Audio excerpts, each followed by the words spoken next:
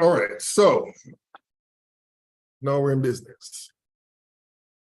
All right, so neutralization reaction. What are we talking about here?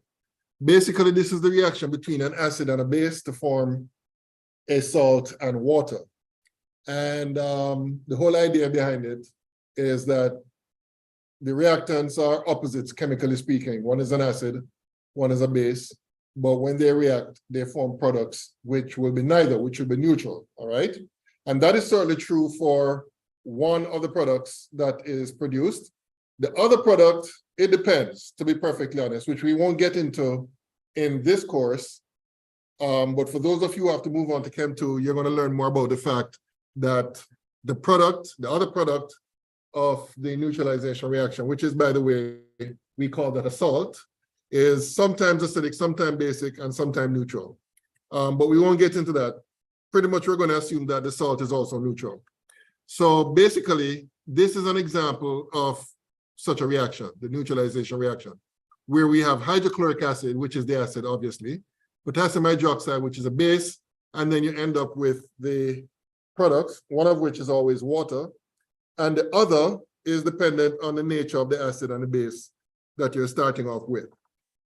And you can easily determine the formula of the salt here. Basically, the salt is as a result of the positive part of the base coming together with the negative part of the acid. So in this case, it's a potassium coming together with the chloride ion from the acid to form potassium chloride, all right? And there's a statement here which talks about the use of indicators, which is basically a substance which changes color depending on the pH or the acidity of the solution. And for those of you enrolled in my lab, you're going to have some experience with indicators and in titration, which I'm going to talk about later on. But basically, that's the acid-base reaction, which is known as neutralization. Now, one thing we're going to look at here in this section is how do we determine what we call the net ionic equation, because there are certain reactions that occur in aqueous solutions, and this is particularly true in the case of neutralization reaction, where there are some species that actively participate in the reaction, and there are others that do not, right? So the species that do not participate directly in the reaction remain unchanged. In other words, they are the same before as at the end of the reaction. We call them spectator ions, right? All they do is sit around and watch what's happening and don't participate in the reaction, right? So it's very important that you're able to identify the spectator ions and the other species which are actually active participants, right? So the example we're going to use again is the same example as we saw before of the neutralization reaction between hydrochloric acid and potassium hydroxide, right? Now, what we need to do first is identify what will happen for each reactant and product involved, right? In terms of whether or not they will remain as intact molecules or intact compounds or dissociated. So let's start off with the hydrochloric acid. Hydrochloric acid is one of the 6 strong acids that you need to memorize, right? And we know it's a strong acid because when it undergoes when it dissolves in water, it undergoes complete dissociation. So therefore, this HCl here will be existing as only H plus and Cl minus ions floating around in the solution. All right, where is my, oh, right? So that's what happens in the case of HCl. HCl here will undergo complete dissociation to form hydrogen ions and chloride ions. All right. Potassium hydroxide is a strong base, and therefore potassium hydroxide will also undergo complete dissociation. So this is your potassium hydroxide here. And when it undergoes complete dissociation, that forms potassium ions and the hydroxide ions. All right. So that's what happens on the left side. And then we move over to the right side and we have H2O here. I'm going to put it in a box here. H2O is a molecule. It does not undergo dissociation. So therefore it will remain as H2O here in the liquid state on the right side. And then we get to potassium chloride. Now, potassium chloride is in an aqueous solution, as you can see here. What color shall I use? Let me use, I don't know, yellow. So in the case of potassium chloride, it's in an aqueous solution. Any ionic compound in an aqueous solution will undergo complete dissociation, right? So therefore, potassium chloride here will be converted to, in an aqueous solution, potassium and chloride ions, all right? So that's basically how we determine which substances will dissociate and which will not, all right? Now, some terminology here I need to introduce to you guys. This is the normal equation here. I'm just going to put equation here for this reaction. This here we call the ionic equation. Now, it's a bit of a misnomer because, because not all the species involved are ionic. And we're referring specifically to water right here, right? It's not ionic, but that's a term that is used for describing this equation where we look at what happens when different species undergo dissociation. Now, to get the net ionic equation, which actually shows you what is actually happening in a reaction, we have to identify first the spectator ions. Remember, we said that the spectator ions are those ions that are not actively participating in a reaction. So what that means is that they remain unchanged as you go from reactants to products. So basically, we have to look for those particular ions that are the same on both sides, right? And if you examine if you examine the ionic equation very carefully, you'll see that the chloride ions are the same on both sides, and the potassium ions are the same on both sides. So those would be the spectator ions. So we cancel them out. And then what are we left with? We're left with the net ionic equation, which is simply the combination of the hydrogen ion and the hydroxide ion to form water, all right? And that's basically how you'll determine the net ionic equation for pretty much any aqueous reaction. You have to first identify which substances will undergo dissociation. And once you determine that, you end up with your net, I keep saying net, you end up with your ionic equation. And then based on the fact that in the ionic equation, you're going to have identical species on either side. Once you cancel out those identical species, then what you have remaining will be your net ionic equation, all right? And you're going to see some other examples later on, all right? But this is the example of obtaining a net ionic equation in the case of a neutralization reaction. Okay, so with that said, let me move on now to a brief discussion about titration. This is something I referred to earlier. And again, for those of you enrolled in my lab, you'll have in the future the opportunity to carry out this sort of analysis. Basically, what titration is using a solution of known concentration to determine the concentration of another solution. And that's based on the solutes in those solutions reacting with each other. If you know what the equation for the reaction is, then basically you can determine well, firstly, the stoichiometry between the reacting species, and therefore you can determine the concentration of one based on the amount that is added to the other one.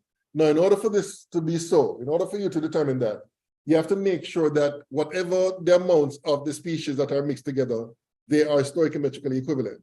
And in practice, what we do in the case of a reaction between an acid and a base is that we add an indicator to one solution.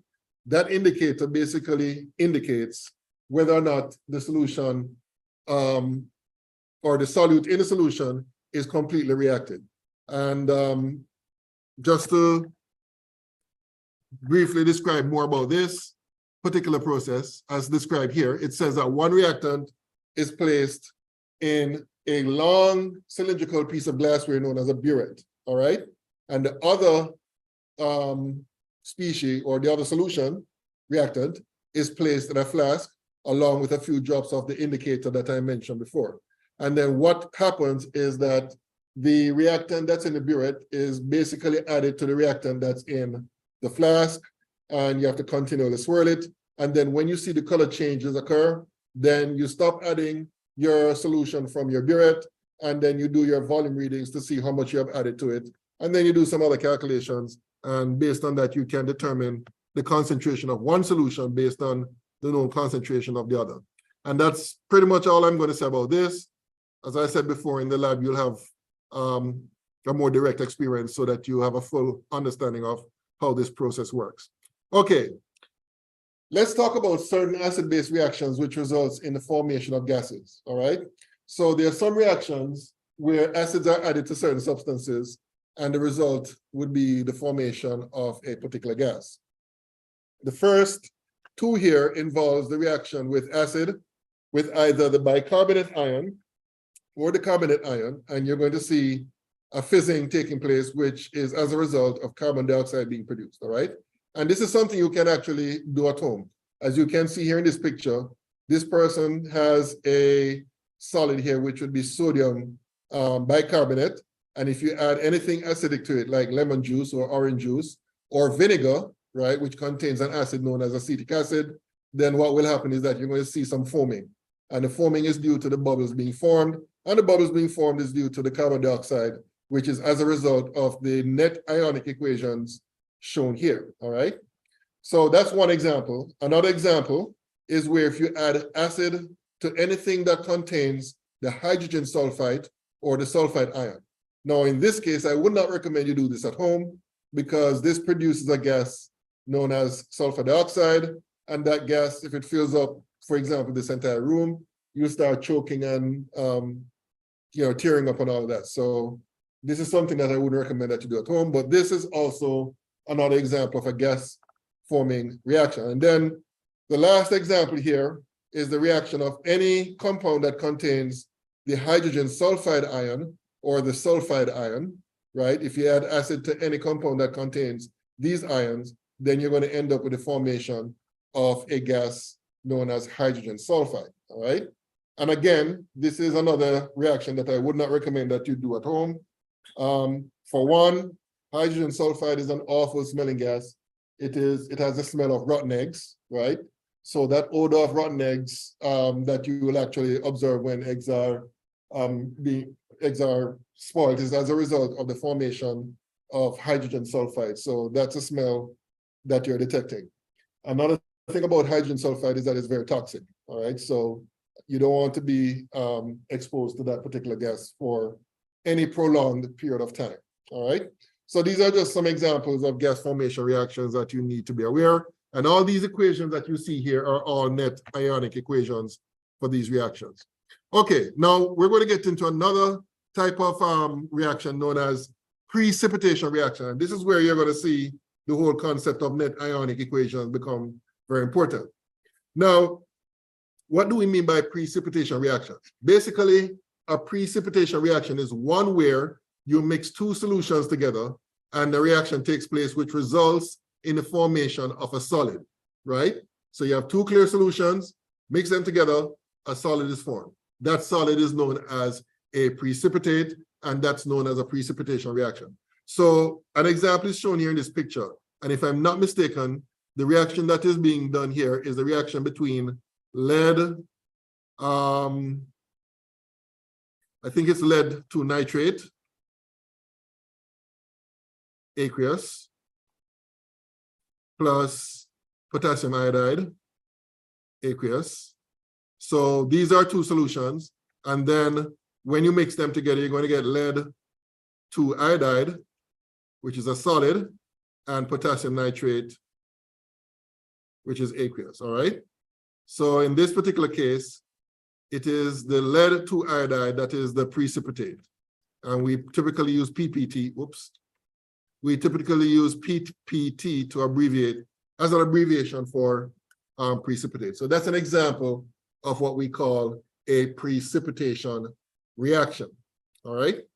And we're going to see how we can determine the net ionic equation for precipitation reaction. But before we do that, I need to show you this chart here. You don't need to memorize it. And in fact, this chart here is actually available in Canvas, the table that I've made available to you guys in Canvas. I think it's either the second to last or, well, let me not say, I don't know for sure, but it's there, all right?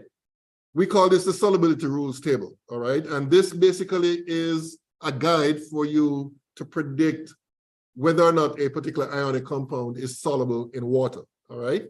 So just to show you how to use this table here, if you take the first line, it says almost all nitrates, acetates, perchlorates, group 1A metal salts, and ammonium salts are soluble in water. So therefore, any compound that fits this description right here, any compounds that contain a nitrate ion or contain an acetate ion or perchlorate ion, or any compound that contains group 1A metal. So we're talking about lithium, sodium, all those metals right there, and ammonium salts are soluble in water, all right? And then in the second line, it says most chlorides, bromides, and iodides are soluble, but there are some exceptions, namely lead 2+, silver plus, and mercury 1, all right? So basically, if you follow these rules, then pretty much for all the compounds that you're going to encounter in this course, ionic compounds, you can make predictions based on the information provided here as to whether or not a particular ionic compound is soluble in water. So that's important. That table will become important when it comes to precipitation reactions and predicting the net ionic equations of such reactions. This particular chart here just gives you some examples of precipitation reactions and their applications. I'm not going to go through all of this. I'll probably just highlight one or two. The first one here is a water purification application of aluminum ions. If you have any hydroxide, if you have aluminum ions as impurities in your water, then you can add hydroxides and you're going to get a gelatinous precipitate of aluminum hydroxide, which you can remove, all right? And in the case of this reaction here, this is actually used in the production of photographic film, the precipitation reaction between silver ions and bromide ions to form silver bromide. And you can read up the rest, but these are all examples of precipitation reactions that are actually have useful applications. Okay, so let me get out from here and move on to an example of, hold on, let me see. How you can determine the net ionic equation. Oh, you know what? Let me get out of this one here.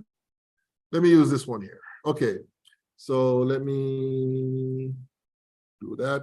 Okay, so I'm going to use the example that I showed you earlier, the reaction between lead 2 nitrate and what was the other one? Potassium iodide. All right, to give you lead 2 iodide and potassium nitrate. All right. Now let's say you did not know, where's the eraser?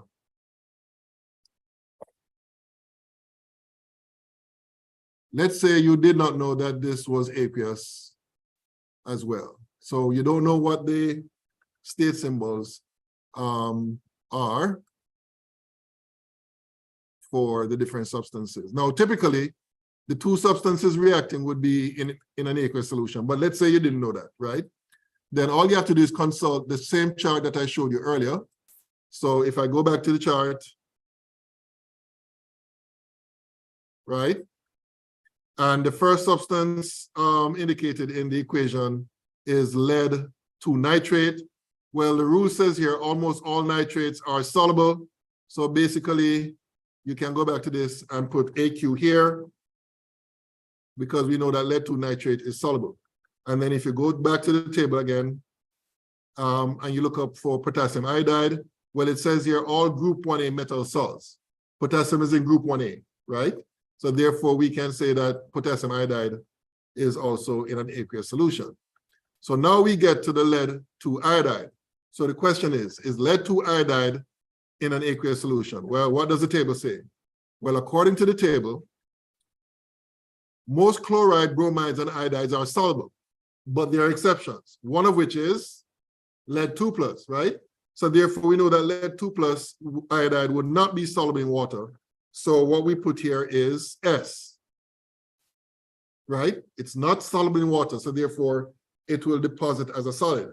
And then now we get to the potassium nitrate. What does the table indicate about potassium nitrate? Well, it says almost all nitrates are soluble. And not only that, but group 1A metal salts are soluble. And potassium nitrate fits both of those descriptors, right? So therefore, we can say that potassium nitrate is in an aqueous solution, right? So that's very important. You need to know what the state symbols are because you need to know if there's any precipitate that would form, right? Okay, so this is the overall equation. And I just remembered this first equation here, in textbooks, they call this the molecular equation. All right. Now, again, this is a bit of a misnomer because not all the substances are molecules, but that's a terminology that is used in most textbooks. Okay, so to get from the molecular equation to the ionic equation, we do something similar to what we did earlier, right? We identify which species will undergo complete dissociation, right? Now, in the case of ionic compounds, this is something that you need to remember. Any ionic compound that is dissolved in water will undergo complete dissociation, right? Any ionic compound that is already in an aqueous state will undergo complete dissociation, right? So based on that fact, we can say that the lead-2 nitrate will undergo complete dissociation. So therefore, it will form the lead-2 plus ions, aqueous, don't forget the state symbols, and the nitrate ions. And you'll notice that there's a subscript of 2 here. So that means you need to add 2 NO3 minus aqueous, all right? And then now for the potassium iodide, oh shoot, I just remembered something. I forgot to do one important thing before I move on to the ionic equation. Can anybody tell me what that is? Exactly. So let's do that first, all right? We need to balance this equation. So how would you balance this equation?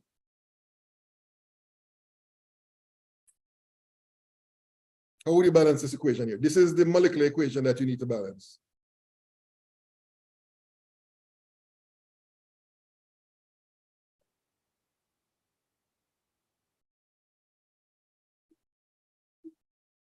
Who in front of the KI?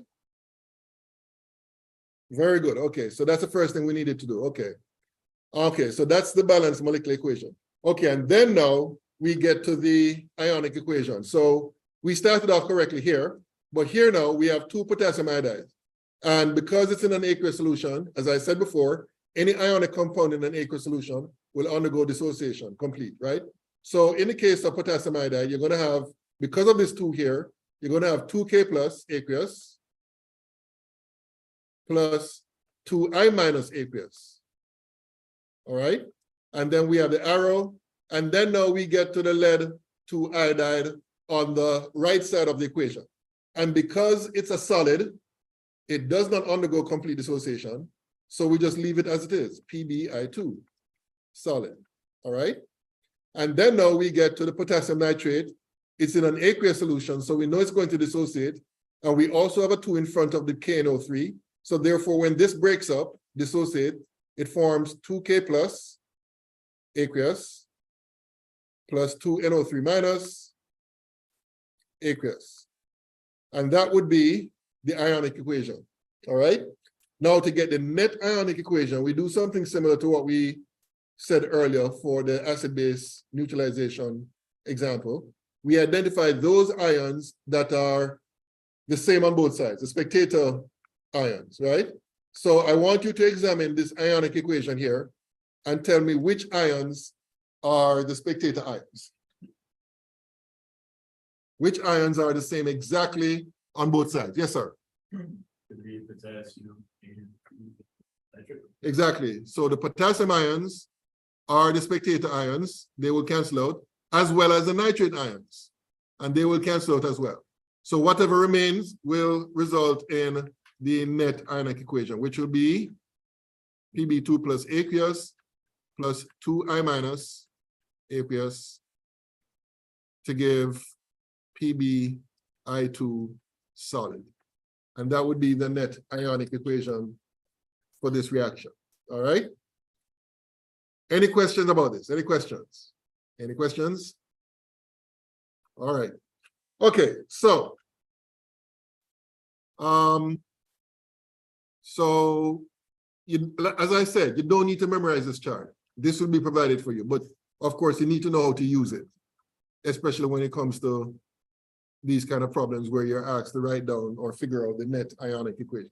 Okay, so let me scroll down now to a discussion of something that I don't think you'd have met in your introductory or high school chemistry. I certainly didn't cover it in my introductory chemistry course, and that's the whole concept of oxidation and reduction. And this is very important because it not only applies to, chemistry, but also you see this, I'm quite sure, for example, in your biology courses, you would have met some instances where you're looking at, some cell processes and redox or oxidation reduction is a part of that, right?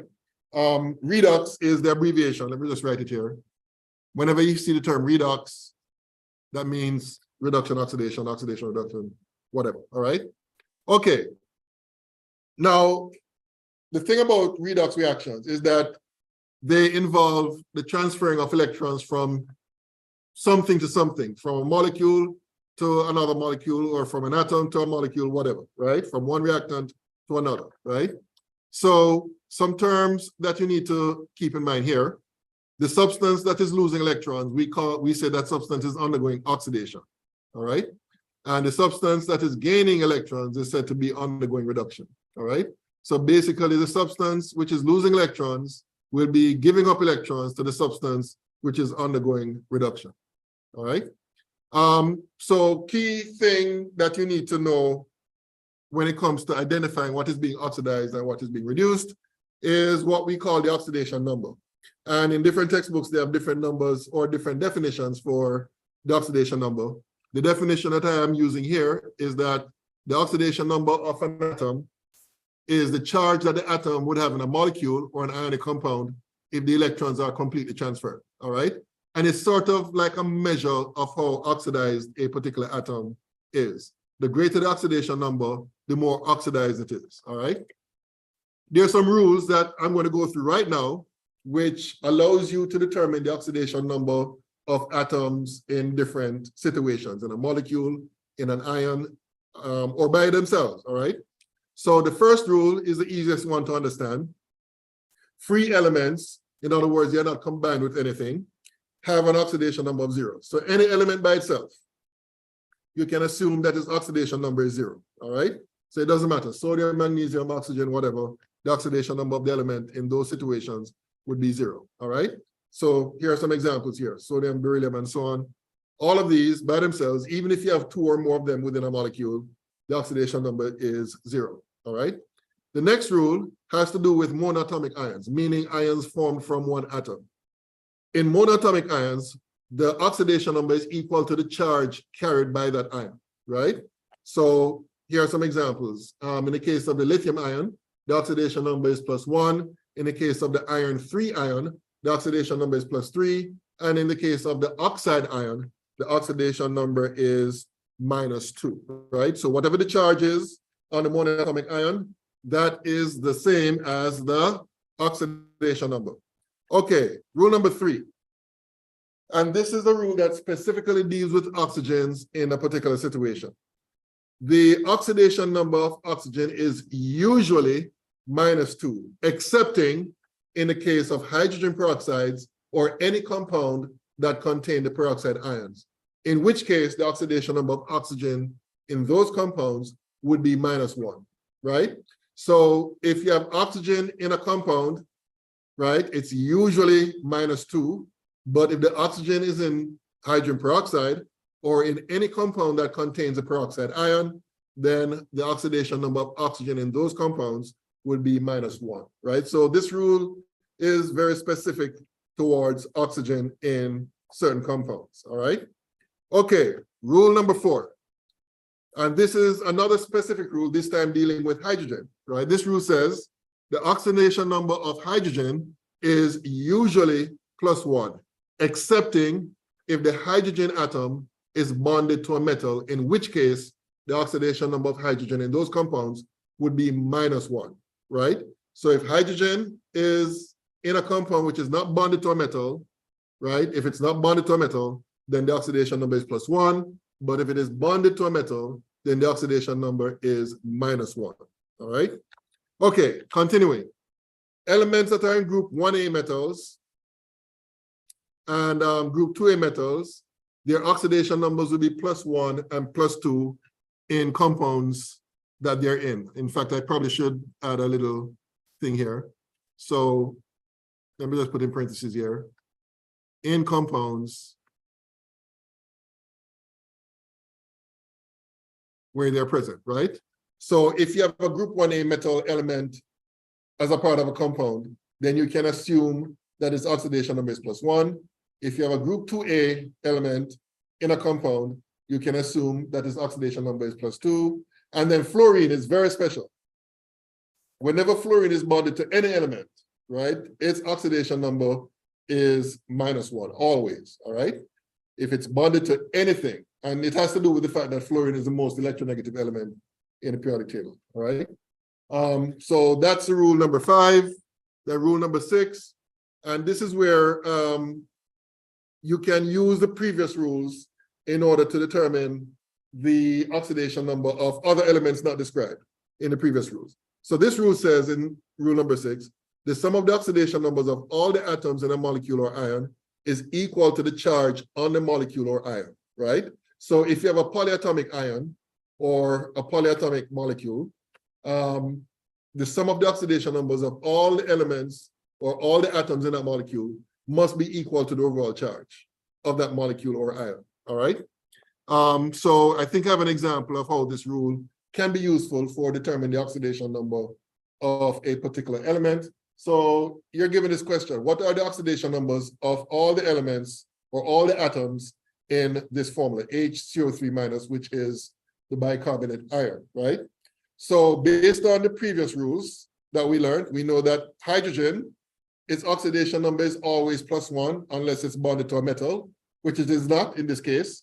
So we know that hydrogen is +1, and oxygen is always -2, excepting in the case of peroxides, right? Which is not the case here. So we know the oxidation numbers of oxygen is -2, oxidation number of hydrogen is +1.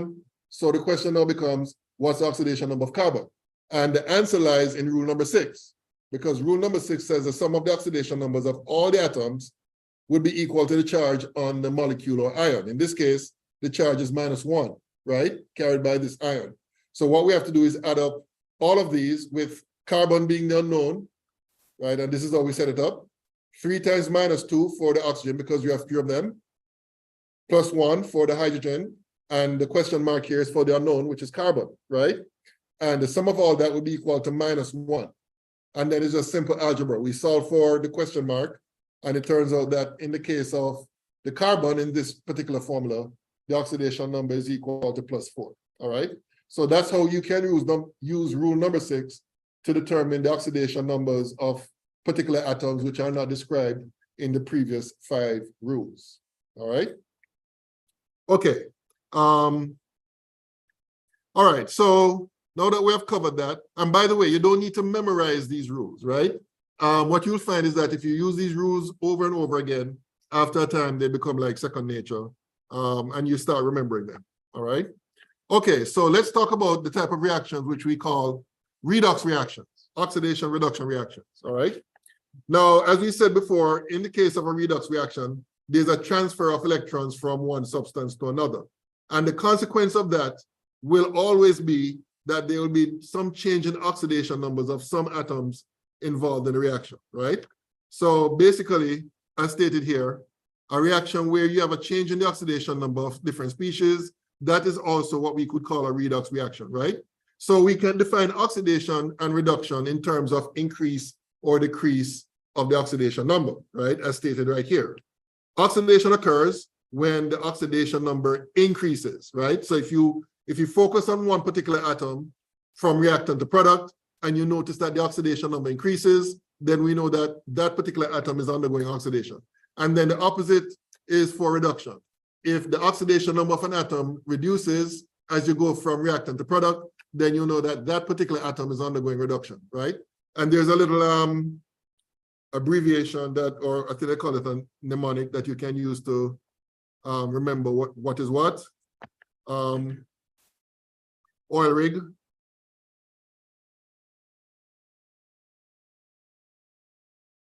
Right? So this stands for oxidation involves loss of electrons, reduction involves gain of electrons. So, you might find that helpful in terms of remembering, what happens in oxidation and what happens in reduction, all right? Okay, so just to give an example, and this is a very simple example and they can become more complex. A simple example of a redox reaction is this reaction that is right here. Now, this is, let me write the equation down for this reaction. This reaction is between magnesium solid and copper 2 sulfate aqueous to form magnesium sulfate aqueous plus Cu solid. All right, so that's a reaction. And what you're looking at here is a picture of a solution of copper 2 sulfate in a cylinder. And copper 2 sulfate is a blue solution due to the copper 2 ion that is present in it. And then what this person did was put a coil of magnesium in it and leave it to stand for a while. And then after some time has passed, you go back to it and you'll notice a couple of things. One would be that the solution that was previously blue now becomes colorless, right? And the reason why that happens is because the copper 2 plus ion, in the case of copper 2 sulfate, which is blue in color, becomes copper solid, right? So therefore there's, a reduction in the amount of copper 2 plus ions present in the aqueous solution. Another thing you'll notice is that you see some material being deposited on what is left of the magnesium in the cylinder. And that substance being deposited would be the copper solid that is being formed in this reaction, right? So those are the two things that you would observe in this particular reaction, all right? Now, why do we say that this is a redox reaction? Well, if you look at the oxidation numbers of the species involved, in fact, let me get out of this here. And let me go to this right here. So I'm just going to rewrite the equation here. So CuSO4 aqueous plus magnesium solid to form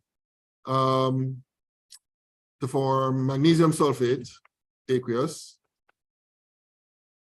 plus Cu, all right, solid, all right. As I said before, this is blue in color, and this would be colorless. So that's why we see that change. Okay, so why do we say that this is a redox reaction? Well, if you look at the oxidation numbers of the different species involved, you see that copper here has an oxidation number of 0 on the left side, but on the product side, I'm sorry, mistake, big mistake. Let me erase this. Actually, the oxidation number of copper on the left side is actually +2. So let me put +2 here. And the oxidation number of copper here is 0, right? So basically, the oxidation number here, going from left to right for the copper, decreases. So oxidation number decreases. Therefore, the copper 2 plus is undergoing reduction. All right. And then if you look at the magnesium here, magnesium had no charge here because it's magnesium by itself. But in magnesium sulfate, the charge or the oxidation number is +2, right? So as far as magnesium is concerned, the oxidation number, hope I can fit it here,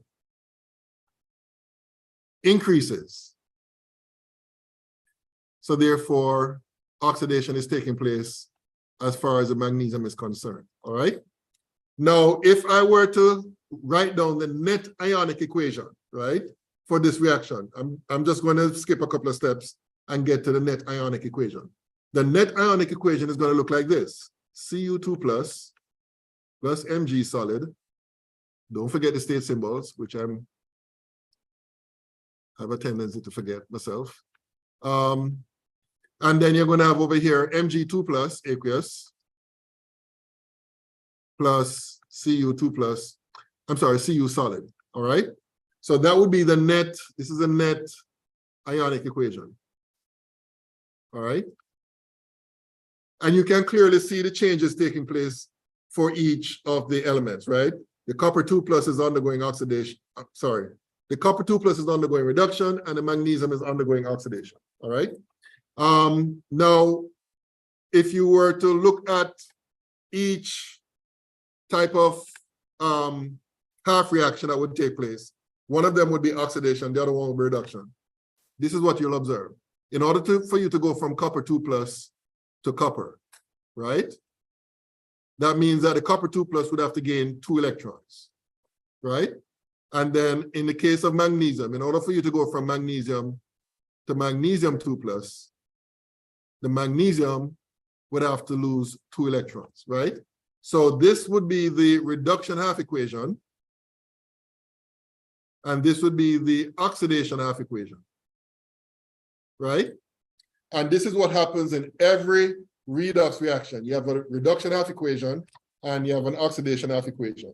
And you'll notice that the number of electrons that are gained in the reduction half equation is equal to the number of electrons that are lost in the oxidation half equation. And this is also true for every single redox reaction you're going to encounter. Whatever the number of electrons lost in the oxidation half equation must be equal to the number of electrons gained in the reduction half equation. There's no exception to this. And this actual principle, you're going to see, will become important when we get to talking about balancing redox equation. Okay, any questions so far? Any questions? Any questions? No questions? All right, so let me move on now to balancing redox equations. Oops, going the wrong way. Okay, so this is a skill that you need to master, not only for Chem 1, but also for Chem 2, especially when you're doing electrochemistry. That's in Chem 2. So what we're going to look at now is how do we balance redox equations? Now, we can balance redox equations in the normal way that we're accustomed to, right?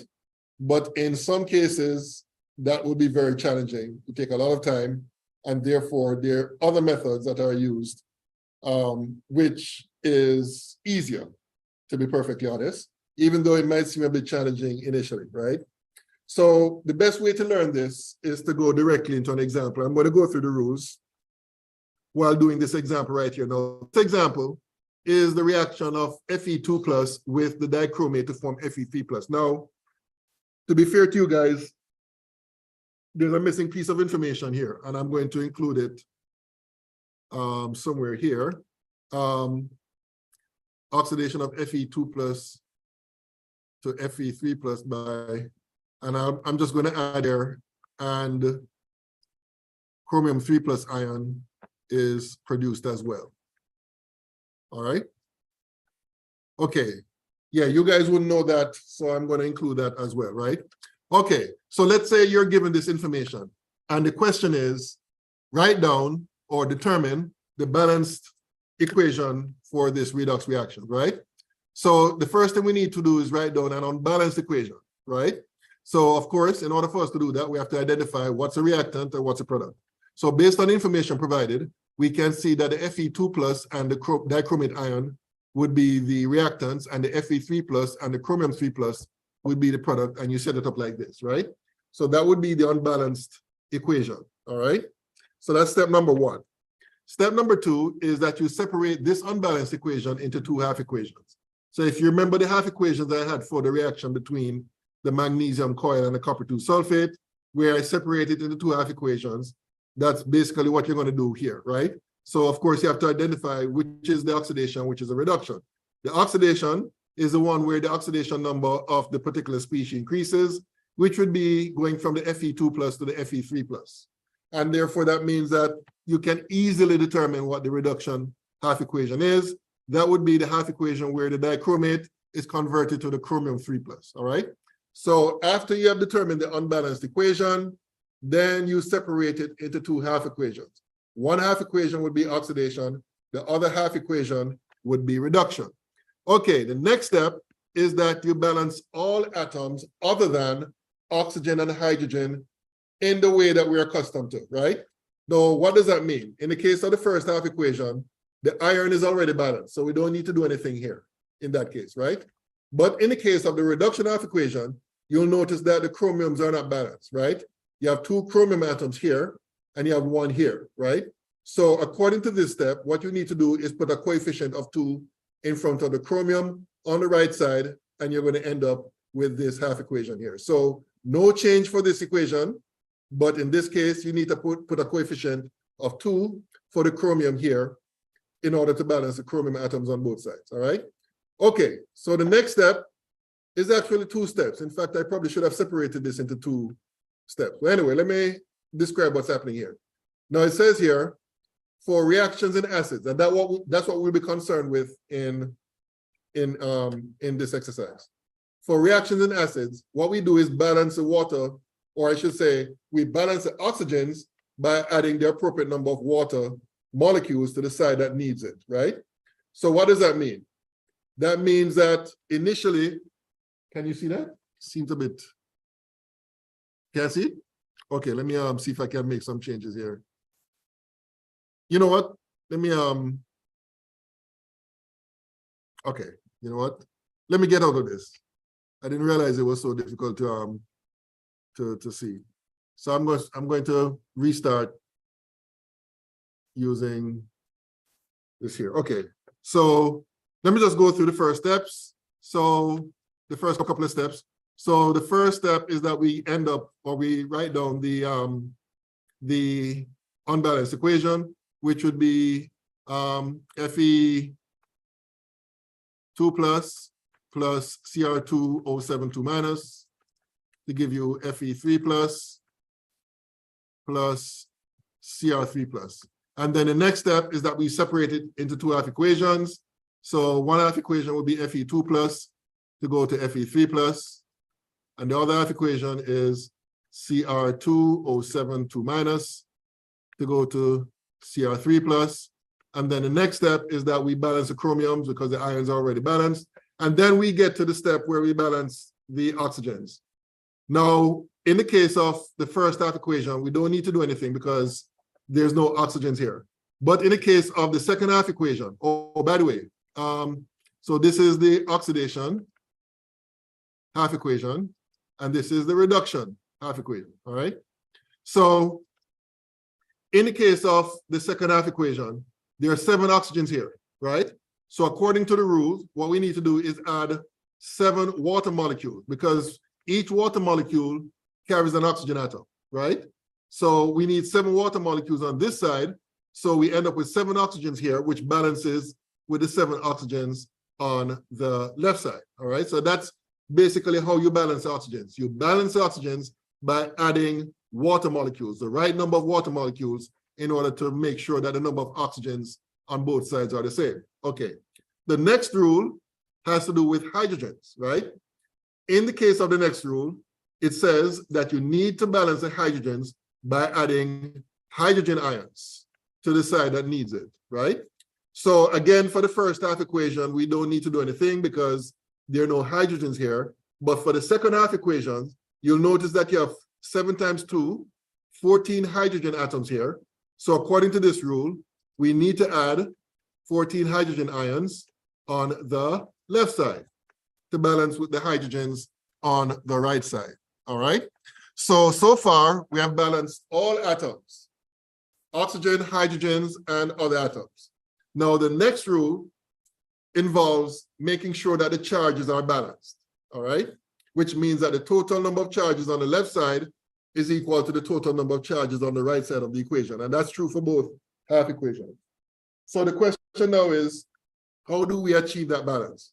Well, according to the rules, you add electrons. Now, key thing you need to remember is that the charge carried by an electron is a -1 charge, right?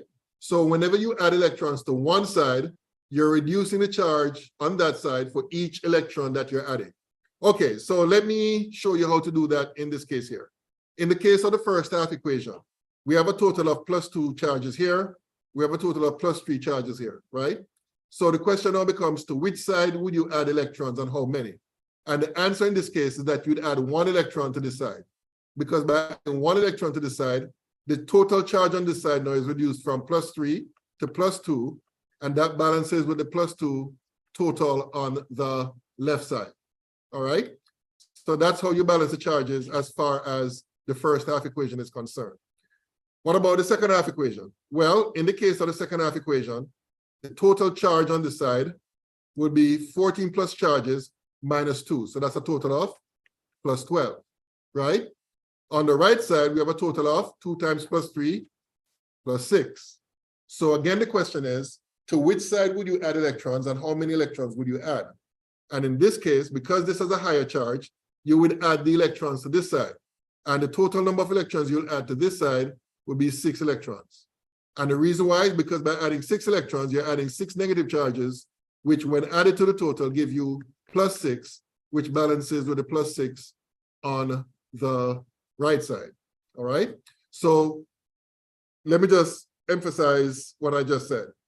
To balance the charges, you add electrons, right? And I would say that the most common error that students tend to make is that they add electrons to the wrong side. All right. So basically, the side that you add electrons to would be the side that has the higher net charge, right? So if you have plus 3 on one side and plus 2 on the other side, you're going to add electrons to the plus 3 side.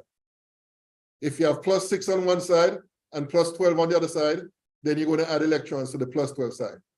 And you're going to add enough electrons to the higher side such that the total number of charges will be equal to the charge on the other side. All right?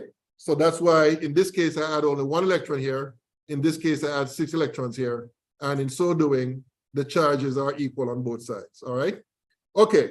So that's a very common error that students tend to make when it comes to balancing redox equations. They tend to add electrons to the wrong side. Okay, now let me just clean this up a bit because I need to show you what comes next.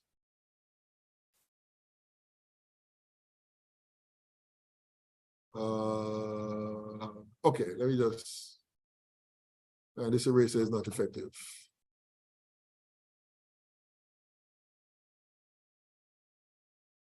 Let me see here.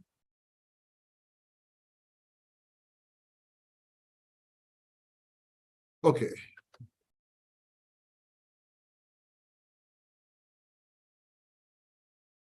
All right, so what's the next step? Well, the next step is they have to ensure that the number of electrons lost in the oxidation half equation is exactly equal to the number of electrons gained in the reduction half equation. Now, if you remember the example I gave you before, the magnesium and copper 2 sulfate example, the number of electrons lost and gained are the same, 2, right? In this case, you'll notice that the number of electrons lost here is 1, and the number of electrons gained here is 6. So the question now becomes, how do we make sure that those electrons are the same? And the answer in this case is that you'd have to multiply this equation here by 6, because by doing that, you're now going to end up with 6 Fe2 arrow, and then 6 Fe3 plus, and then 6 electrons, right? And now we have a situation where the number of electrons lost and gained is the same, 6, right? So that's a very important step as well. You have to make sure that the number of electrons lost and gained in each half reaction is the same. And that's important because now the next step is where you add these 2 equations together.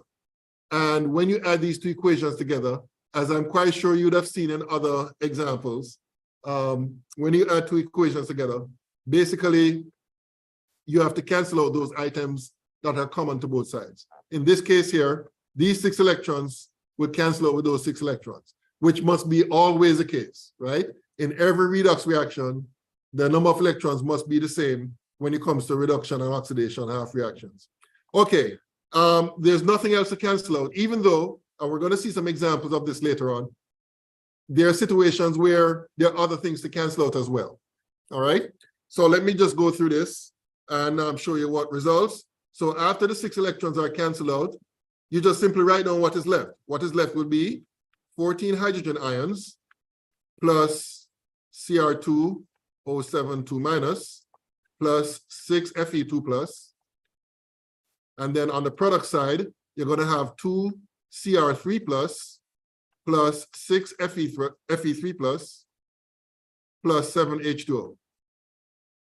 And that should be the final answer, all right?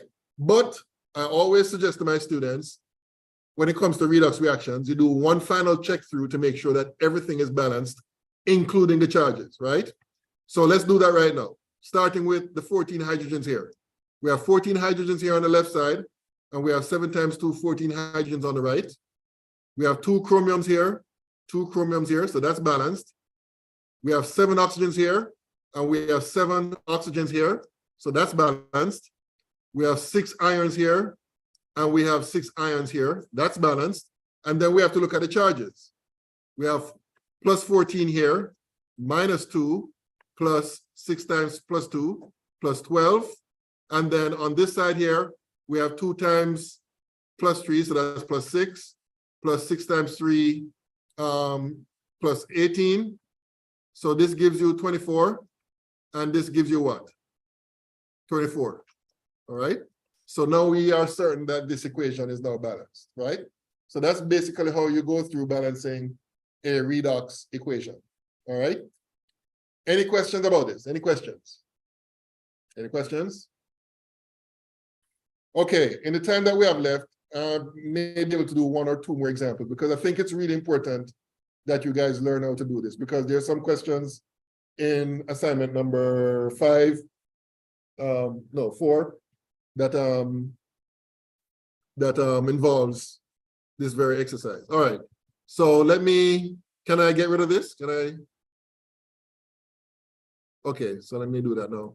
And I'm just going to make up some examples here. I don't even know what the answer is going to be. So let's say you're given, okay, let's say you're given MnO4 minus plus N2 to give Mn2 plus NO3 minus. Okay, so let's say you're given this and you're asked to balance this equation. It's a redox equation. Okay, so what would be the very first step based on the example that we just looked at? The very first step, well, before that, the very first step, separate it into 2 half equations, right? So 1 half equation is going to be, and the other half equation is going to be that, right? Okay, very good. What's the next step? Based on the example that we just looked at. After separating into 2 half equations, the next step would be? Balance. We balance something. What do we balance? Nope, not yet. We balance what?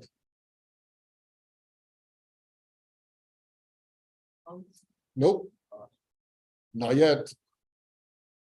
I mean, those will come later, but right now, the immediate next step. We balance what? We balance all atoms excepting oxygen and hydrogens. All atoms excepting oxygen and hydrogens, right? Which means that in the case of the first half equation, there are no changes to be made, right? Because you have 1 manganese on both sides. But what do we need to do for the second half equation?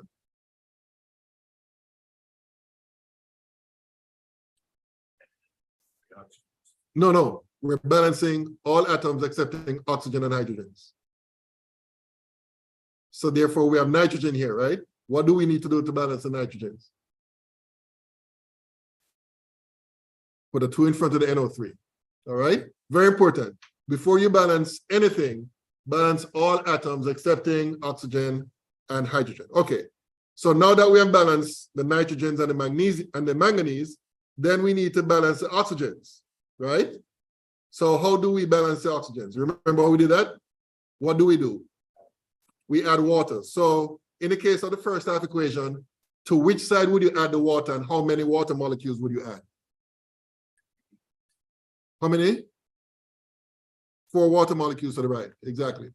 And what about the second half equation? To which side would you add water molecules and how many? 3?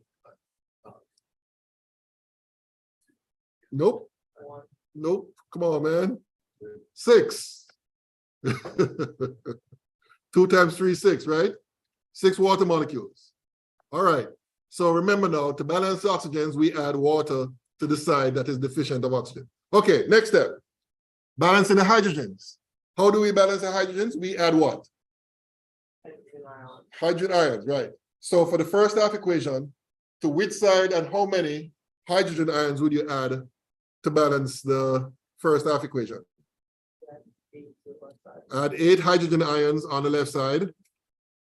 And then what about the second half equation? To which side and how many would you add to balance the second half equation? 12 hydrogen ions on the right side. Very good. Okay. All right. So far we have balanced hydrogens, we have balanced oxygens, we have balanced the nitrogens, and we have balanced the manganese. So the next step is to balance the charges. And remember what we said. To balance the charges, we add what? Electrons. And again, this is where students tend to screw up. So let's see if you guys can do this without messing up, all right? So for the first half equation, to which side would you add electrons and how many electrons would you add?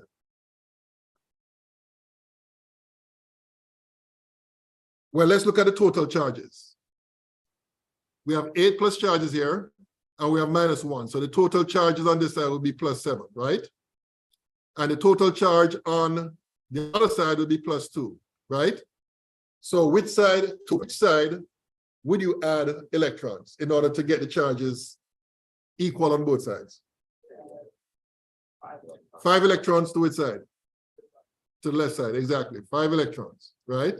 Because by adding 5 electrons, you reduce the total amount of charges from +7 to +2, all right?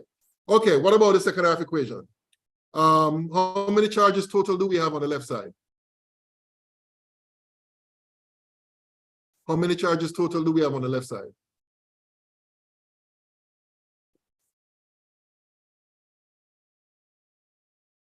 Zero. There are no charges, right? Excuse me. How many charges total do we have on the right side?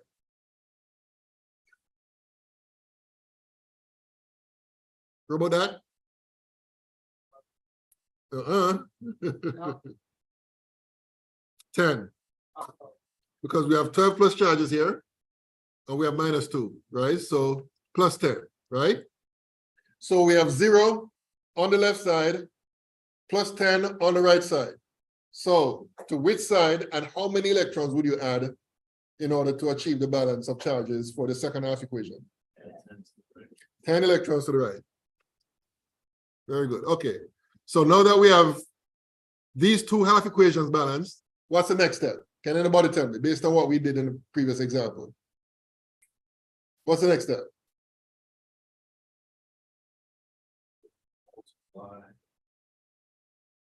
We have to multiply by something, but what are we trying to achieve in the next step? I mean, you're onto it, but I want a general answer. Well, balance what? No. There's something specifically that we need to do. We have to make sure that two things are equal. What are we trying to make sure? The number of electrons lost and gained are the same, right? In this particular case, we have 5 electrons here and we have 10 here, right? So my question to you is, how do we make sure that the number of electrons are the same for both half equations? We have 5 electrons here and we have 10 electrons here.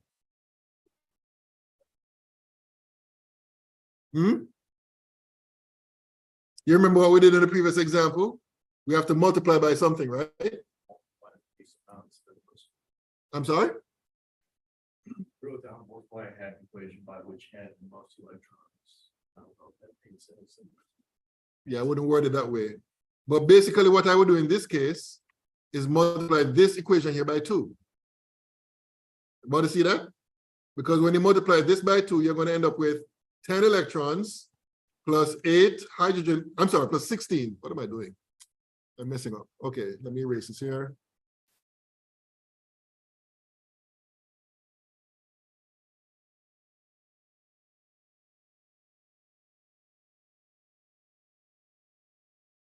Um, 16, oops.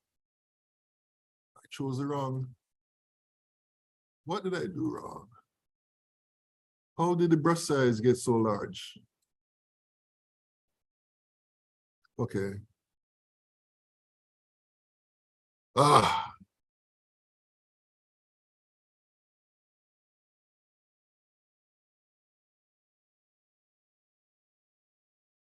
Okay, let me go back here. Okay, so What was I saying? Multiply by 2, right?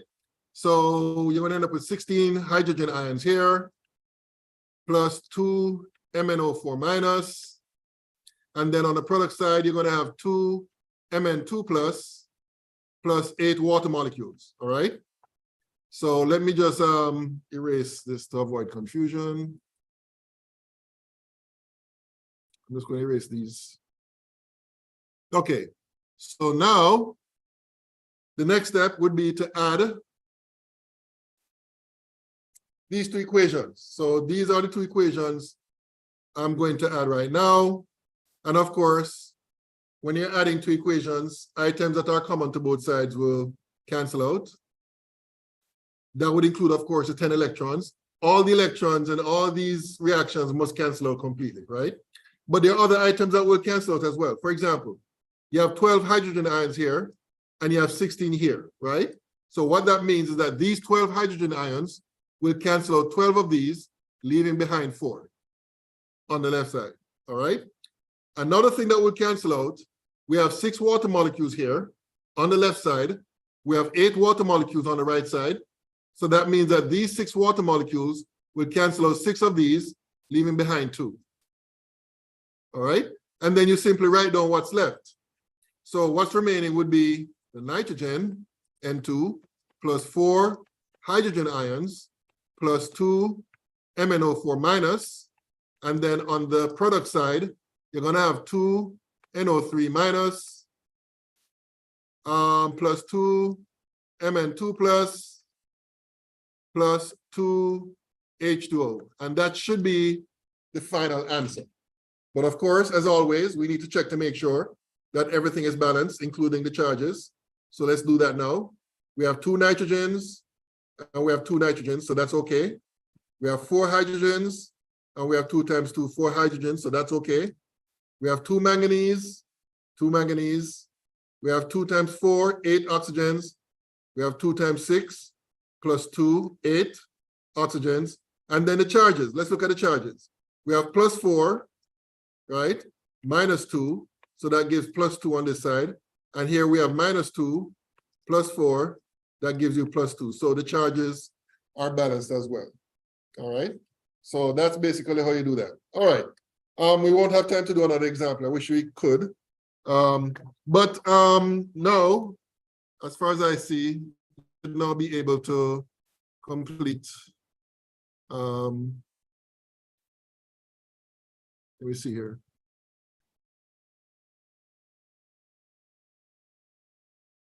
Oh, wrong class. You should be able to complete assignment 4.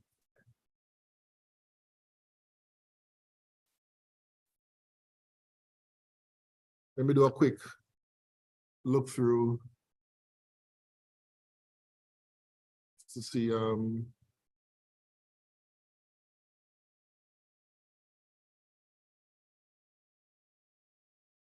if there's anything else that we need to cover, but I'm quite sure.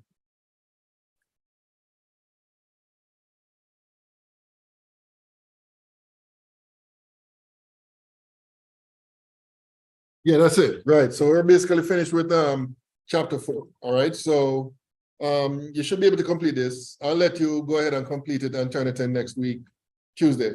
Let me also remind you of your test, which would be based on chapters 1 and 2. So that would be Thursday. All right. I don't think there's anything else I need to say, excepting that make sure you bring your pen and your calculator. I'll provide everything else for you, tables, etc. All right. And it will be here on Thursday. All right. So the test is on chapter 1 and 2, yeah, exactly. And if you want to turn in your assignment 3, you can do so now, or you can upload it into Canvas if you prefer to do that. I think I've already opened up a Dropbox. Let me just check and make sure. Assignments.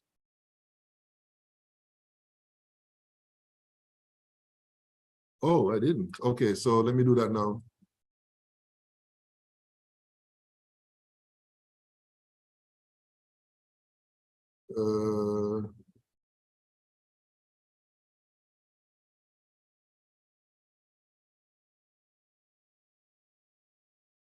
Okay, I'm just going to, oh, okay, I need to set a date for this here.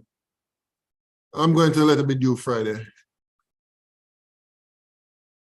Which would be the 22nd.